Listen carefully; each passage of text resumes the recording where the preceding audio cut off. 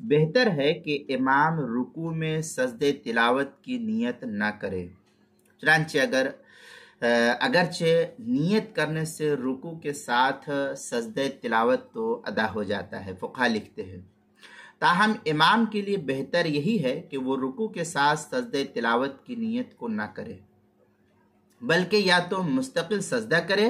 یا آیت سجدہ پڑھنے کے فوراً بعد جب نماز کا سجدہ آئے تو اسی کے ساتھ سجدہ تلاوت کی بھی نیت کر لے۔ ایسی صورت میں بالاتفاق امام اور مقتدی سب کا سجدہ اس صورت میں ادا ہو جائے گا، چاہے سجدہ تلاوت کی نیت کی ہو یا نہ کی ہو، بہر صورت ادا ہو جائے گا۔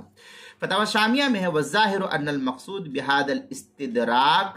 التَّنْبِيهُ عَلَىٰ أَنَّهُ يَنبَغِي لِلْإِمَامِ أَلَّا يَنْوِيهَا فِي الرُّكُوعِ۔ اس طریقے کی عبارت جو ہے فتاوی شامی جو زکریا بک ڈپو دیوبند کا ہندی نسخہ ہے، اس کی دوسری جلد صفحہ 588، کتاب المسائل پہلی جلد صفحہ 545 پر اس کو نقل کیا گیا ہے۔